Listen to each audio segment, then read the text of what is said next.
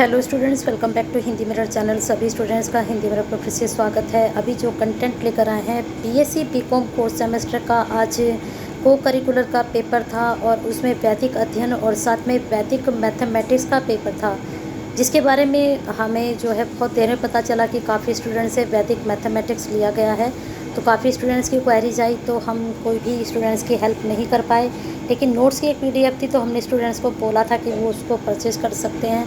तो काफ़ी स्टूडेंट्स ने परचेज भी की थी। तो चलिए, अब अगर जिन स्टूडेंट्स का मैथ है और कल उनका पेपर है, तो हमने ये सॉल्व तो नहीं किया है। 100 क्वेश्चन इसमें आए थे। अनसॉल्व्ड क्वेश्चंस आपको भेज रहे हैं, जिससे आपके कल के पेपर में हेल्प हो सके। धीरे धीरे मैं स्क्रॉल करते जाऊंगी, आप उसको नोट डाउन करते जाना। चलिए, कुछ क्वेश्चंस ऐसे होंगे जिनके आंसर आपको, जो मैंने अभी वैदिक अध्ययन वाली जो पीडीएफ जो है अभी वीडियो अपलोड की है, तो यहाँ मैंने इसको पढ़ा था, इस वाली बुकलेट को आपकी। तो काफ़ी क्वेश्चंस उससे मैच करते हैं। आपके जो मैथ्स के क्वेश्चंस हैं वो मैच नहीं करेंगे, लेकिन जो वैदिक से संबंधित है प्रश्न, वो काफ़ी मैच करेंगे वेदों से संबंधित। तो बने रहिए हिंदी मिरर के साथ ऐसे ही हेल्पफुल वीडियो के लिए, बेनिफिशियल वीडियो के लिए। अभी तक जो स्टूडेंट्स अभी तक नहीं कनेक्ट हुए हैं, सब्सक्राइब कर लीजिए, बेल आइकन हिट कर दीजिए और इस वीडियो को ज़्यादा से ज़्यादा स्टूडेंट्स शेयर करें, लाइक करें, जिससे सभी स्टूडेंट जिनके पास वैदिक मैथ हैं उन तक ये वीडियो पहुंच सके। और आप ही एक जरिया होते हैं दूसरे स्टूडेंट्स तक वीडियो पहुंचाने का, कंटेंट पहुंचाने का, क्योंकि वैदिक मैथमेटिक्स का जो सिलेबस है या फिर कंटेंट है कहीं भी अवेलेबल नहीं है। और इस पेपर से, जो आज पेपर हुआ है, काफ़ी स्टूडेंट्स की हेल्प हो सकती है आपके एक शेयर करने से। तो शेयर कीजिए, केयर कीजिए। चलिए देख लेते हैं अब आगे क्वेश्चंस किस प्रकार के पूछे गए थे। कुछ क्वेश्चंस के अब 100 के जो हम बनाएंगे वीडियो अभी आपके लिए अपलोड। सबसे प्राचीन वेद कौन सा है? सबसे प्राचीन वेद ऋग्वेद है। सेकंड क्वेश्चन, वेदों की रचना किसने की? तो यहाँ पर वाल्मीकि लिखा हुआ है, लेकिन आर्य आएगा इसमें। नेक्स्ट क्वेश्चन है, गायत्री मंत्र का संबंध किस वेद से है? ऋग्वेद से है। वेदों में अवतार का सर्वप्रथम वर्णन किस ग्रंथ में मिलता है? विष्णु पुराण में मिलता है। इसके बाद नेक्स्ट क्वेश्चन, किस वैदिक गणित तकनीक में किसी संख्या का घन ज्ञात करना शामिल है? संख्याओं का लंबवत रूप से गुणा करने की विधि कहलाती है। इसके बाद, किसी संख्या का वर्गमूल ज्ञात करने के लिए किस वैदिक गणित तकनीक का उपयोग किया जाता है? सामान्य गुणन के लिए वैदिक गणित तकनीक में संख्याओं को गुणा करना शामिल है। फिर इसके बाद नेक्स्ट क्वेश्चन, एकाधिका का क्या अर्थ है? वैदिक गणित में 1000 के बीच की संख्याओं से गुणा करने के लिए किस तकनीक का उपयोग किया जाता है? फिर इसके बाद यहाँ पर रूट पूछा गया था। फिर नेक्स्ट क्वेश्चन था आपका मूल्यों का गुणनफल करिए। इसके बाद नेक्स्ट क्वेश्चन था आपका 12 = 13 का मान ज्ञात कीजिए, फाइंड द वैल्यू। फिर यहाँ पर इसका मान ज्ञात करना था, फाइंड द क्यूब ऑफ 10। 10 का घन ज्ञात कीजिए। फिर है 49 का घनमूल ज्ञात कीजिए। इसके बाद नेक्स्ट क्वेश्चन था 5 = -4 का मान ज्ञात कीजिए। इसके बाद आपका नेक्स्ट क्वेश्चन था, ये नोट डाउन करते चलिए सबको। फाइंड द वैल्यू ऑफ 1/110 का मान ज्ञात कीजिए। इसके बाद फाइंड द वैल्यू ऑफ, ये डिजिट दी गई हैं, इसको देख लीजिए। इसके बाद नेक्स्ट क्वेश्चन पूछा गया था, फाइंड द वैल्यू, डिजिट दे दी गई हैं, इनको देख लीजिए। आगे पीछे है थोड़ा क्वेश्चन। निम्नलिखित में से कौन से गुणन की वैदिक गणित तकनीक नहीं है? आधार विधि, डुप्लीकेट विधि, निखिलम विधि या सूत्र विधि। नेक्स्ट क्वेश्चन था आपका 1 + 2 + 3 + 4 + 5 का मान ज्ञात कीजिए। इसके बाद श्रीधराचार्य सूत्र द्वारा हल किया जा सकता है। नेक्स्ट क्वेश्चन था, ये देख लीजिए। इसके बाद फाइंड द वैल्यू 12 = 12। इसके बाद आपका था 1/4 + 4/5 का मान ज्ञात कीजिए। फिर इसके बाद सारी डिजिट का मान ज्ञात कीजिए जितनी भी दी हुई हैं। फिर इसके बाद था 1/1000 का मान ज्ञात कीजिए। फिर है 1/5 का मान ज्ञात कीजिए।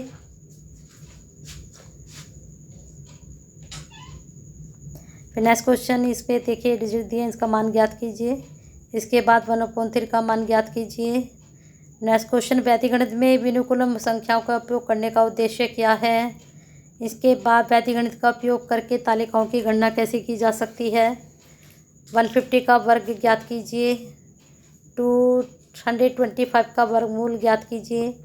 इसके बाद डुप्लेक्स विधि का उपयोग किया जाता है किसके लिए। ऑप्शन सामने हैं आपके। नेक्स्ट क्वेश्चन, वीडियो को पॉज करके आप सारे क्वेश्चंस नोट डाउन कर सकते हैं। फिर इसके बाद था वैदिक गणित के जनक कौन हैं। नेक्स्ट क्वेश्चन, विभाजन के लिए वैदिक गणित तकनीकों का उपयोग करने का प्राथमिक लाभ क्या है। इसके बाद था 10 को 103 से भाग दीजिए दशमलव के 2 स्थान तक। इसके बाद है 121 का वर्गमूल निकालिए।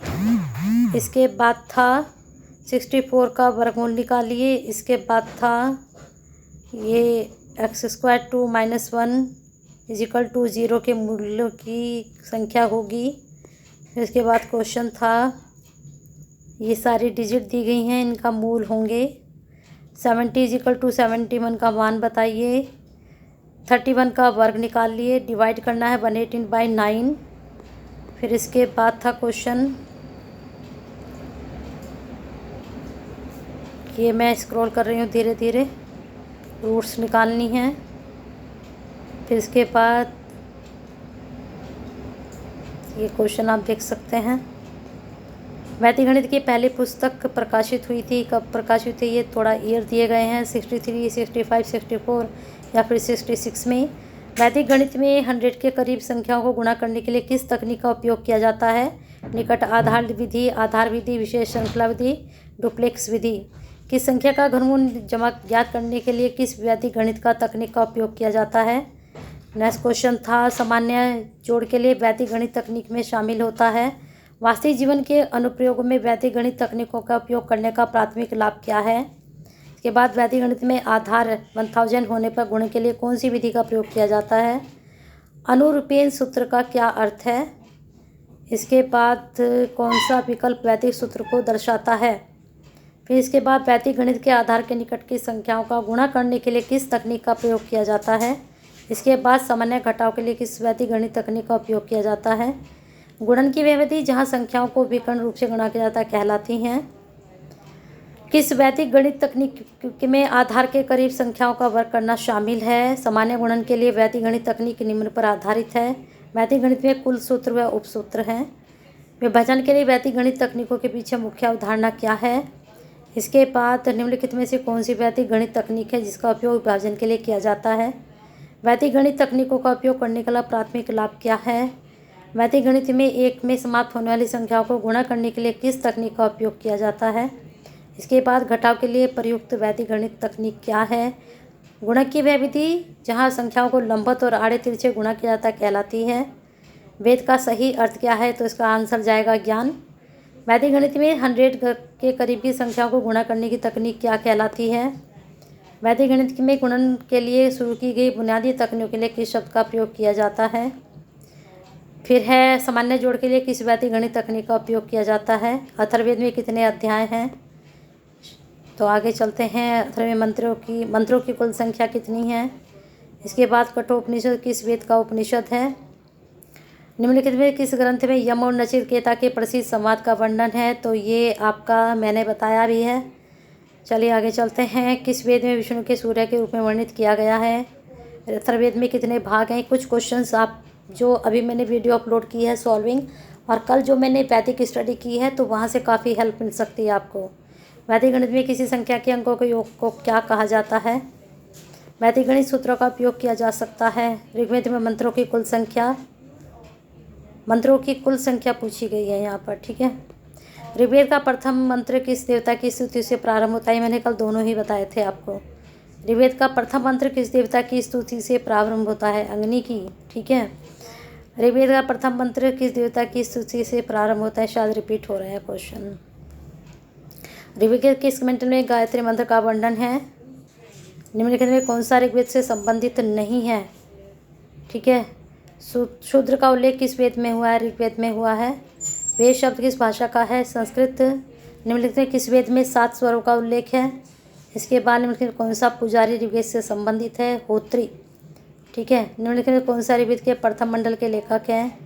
इसके बाद आपका ऋग्वेद को पुस्तकों का मंडलों में विभाजित किया जाता है, 10 पुस्तकों या मंडलों में।